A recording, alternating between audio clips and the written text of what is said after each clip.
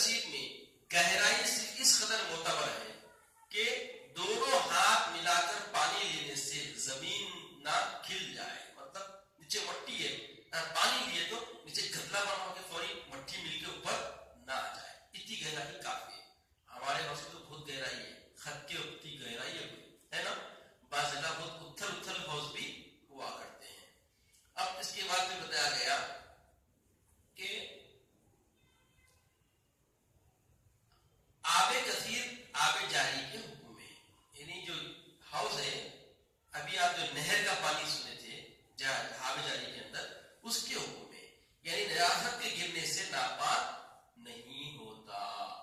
ذہن میں رکھیں, نجاست کے گرنے سے پانی ناپاک نہیں ہوتا جب تک کہ نجاست کی وجہ سے پانی کا کوئی وصف نہ بدل جائے. اگر ایک وصف بھی بدل جائے تو ناپاک ہو جائے گا.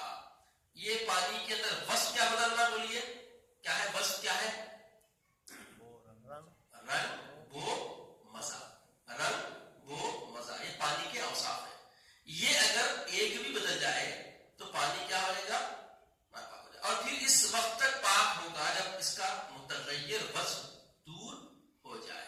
مطلب مزہ بدل گیا, پانی میں کی گندی بو آئی, جیسا حال میں اس سے پہلے ہوا تھا رمضان شریف سے پہلے, کہیں سے پانی کی بو آنے لگی تو وضو کرنا بند کر دیتے. کیوں؟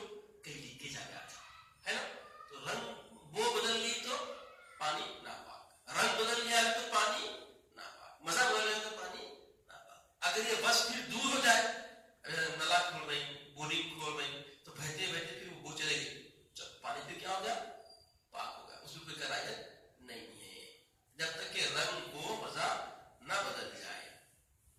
اگر آب کثیر میں کوئی ایسی نجاست گرے جو نظر نہ آتی ہو, مثلا شراب یا پیشاب وغیرہ, تو اس کے ہر جانب وضو و غسل درست ہے.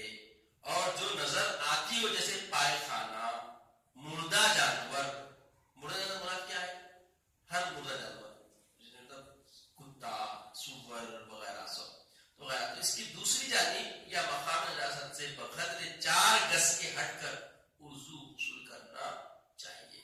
اگر اس میں رنگ بو مزہ نہ بدلے تو, اگر کوئی چیز گر گئی, پاخانہ گر گیا یا کوئی چیز گر گئی, تو کیا کرنا ہے, مردہ کوئی جانور گر گیا ہے تو اس میں رنگ بو مزہ نہیں بدلا, پانی پاک ہے. اب کو پانی استعمال کیسا کرنا, تو بتایا گیا کہ اس کی جانب سے کتنا ہٹ جانا, 4 گز, 4 گز ہٹ کے آپ وضو بھی کر سکتے ہو پانی سے, غسل بھی کر سکتے. یہ ذہن میں رکھیں. اچھا, اس کے بعد بھی بتایا اگر کوئی حوض یا چشمہ ایسا ہو جس کا پانی اوپر سے دہ دردا اور نیچے دہ دردا سے کم ہو, اس سے باوجود نجاست گرنے کے وضو غسل درست ہے. اوپر دہ دردا ہے, پہلے آپ دیکھے ہوں گے پاس جیسا چوک کی مسجد میں کہیں دیکھا ہوں ایسا ہے, کہ اوپر بڑا ہے, پھر نیچے ذرا چھوٹا ہے, پھر نیچے چھوٹا ہے, پھر چھوٹا ہے, پھر چھوٹا, ایسا بہت زیادہ ہوتا ہے ایسا بنا. تو ایسی صورت میں اوپر دہ دردا ہے, نجاست نیچے گر بھی گئی, چلی بھی گئی اندر, تو اب آپ پانی کیسے بھی وضو کر سکتے ہیں, اس سے کوئی وہ مذائقہ نہیں ہے. اگر اب یہ اس کے بعد بتایا کہ بتا وقت تک کہ پانی اس حد کو نہ پہنچ جائے, یعنی پانی کم ہوتے ہوتے, جو دہ دردا ہے اس سے کم ہوتے ہوتے جو نیچے کم حد ہے اس کے اندر تک نہ چلا جائے, تب تک کیا ہے پانی پورا پاک. اگر کہ نجاست اس کے اندر گر کے سما گئی ہو, نیچے جم گئی ہو, اور جب اس حد کو پہنچ جائے تو پھر درست نہ ہوگا. یعنی دہ دردا سے کم جو جگہ ہے اندر جو بنائے ہیں, پانی اترتے ہوئے وہاں تک چلے گیا, تو اس کا وضو غسل سے کچھ بھی نہیں کر سکتے. نجاست نیچے جم کے جا کے, پائخانہ نیچے بیٹھ گیا جا کے, یا کوئی جانور گر کے مردہ اندر بیٹھ گیا, اس میں رنگ کو مزہ نہیں بدلا, تو جب تک دہ دردا تک پانی رہا آپ استعمال کر سکتے, اس سے پاکی حاصل کر سکتے. وہ دہ دردا سے کم جگہ پہ چلا گیا پانی اتر کے خرچ ہوتے ہوتے, اب کیا ہوگا, اس کو پانی پاک کرنے کے قابل نہیں رہے گا, اس سے کچھ معاملہ بھی درست نہیں ہوگا.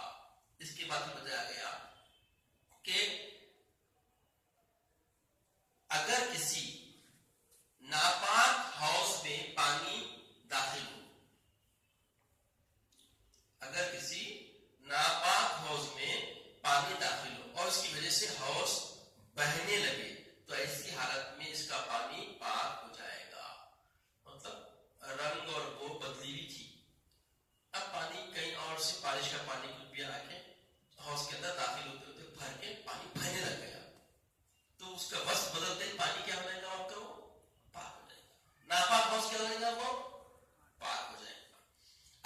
کسی حوض یا تالاب میں کائی جمی ہو اور ایسی ہو کہ پانی حرکت دینے سے متحرک ہو تو اس سے وضو غسل درست ہے ورنہ درست نہیں. مطلب کائی جمی ہو تو گنجا پورا آ کے پانی گدگدا ہوا تھا, سو کائی ہو تو گدگلا ہو جناب, گدگل سمجھ رہے, گاڑا ہو گیا, حرکت دینے پانی حرکت نہیں ہو رہا تو اس سے درست نہیں ہے.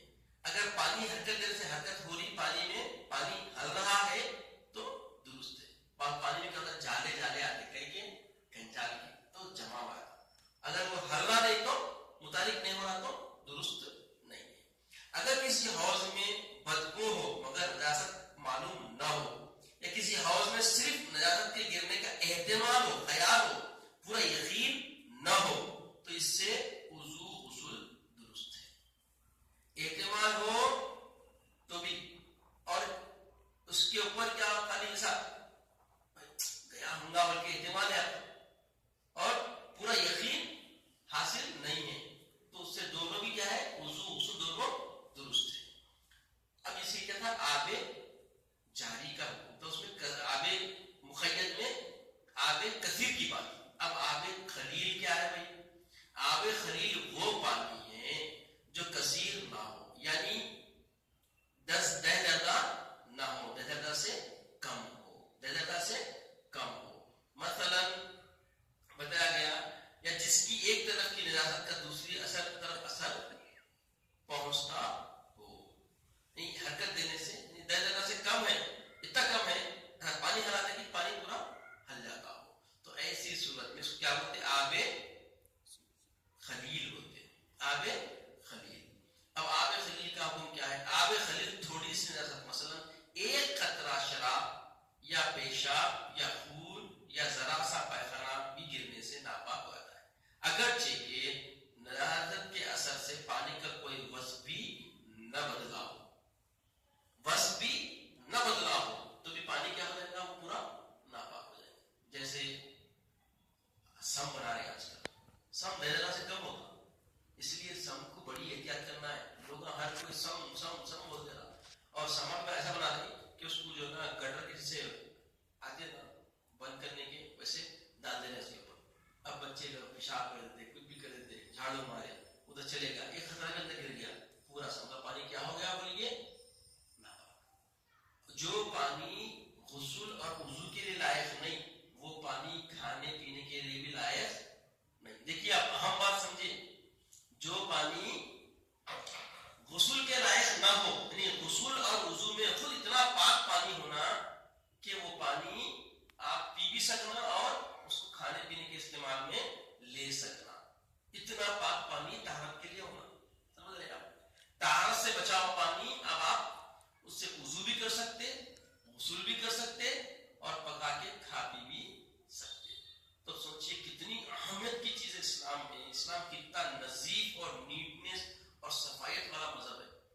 آج یہ فکر, یہ معاملہ, یہ امور ہمیں دور تک نظر نہیں آتے, اور دوسرے ادیان کے ماننے والے جو باطل, جن کو یہ سلیقہ, یہ طریقہ, ایسا نہج, ایسی تعلیم ان کے پاس دور تک ان کے مذہبی طور پہ نہیں ہے, مگر وہ لوگ اختیار کر لیے. اسلام کی تعلیم وہ لوگ پوری کی پوری سمٹ لیے. عملی طور پہ ان کو آپ دیکھیے بہت شفاف انداز میں اپنی زندگی کو لے کے چلائے, اور ہم ہیں کہ اس سے بے بہر کے اسلام کو اتنا اچھا مضبوط تیار کیا. پھر بتایا گیا کہ ایک خطرہ پیشاب یا نجاست یا کوئی ایک خطرہ شراب بھی ایسے پانی میں گر جائے تو کیا ہو جائے گا, پانی ناپاک ہو جائے گا. خون جاری جس جانور میں ہوتا ہے اس کا بدن مر جانے کے بعد ناپاک ہو جاتا ہے, بس ایسے جانور خلیل پانی میں گر کر مر جائے تو پانی ناپاک ہو جائے گا. ہاں وہ جانور جس میں خون جاری نہ ہو اگر گر کر مر جائے, خواہ مر کر گرے تو پانی ناپاک نہ ہوگا. اسی طرح آبی جانور کے مرنے سے پانی ناپاک نہیں ہو, جیسے مرغی ہوتی, پانی کی مرغی وغیرہ, ایسی چیزیں, مچھلی وغیرہ ہے, مچھلیاں مرنے اندر تو یہ پانی ناپاک نہیں. جنگل میں جا بجا بارش کا پانی جو جمع ہو جاتا ہے اگر وہ خلیل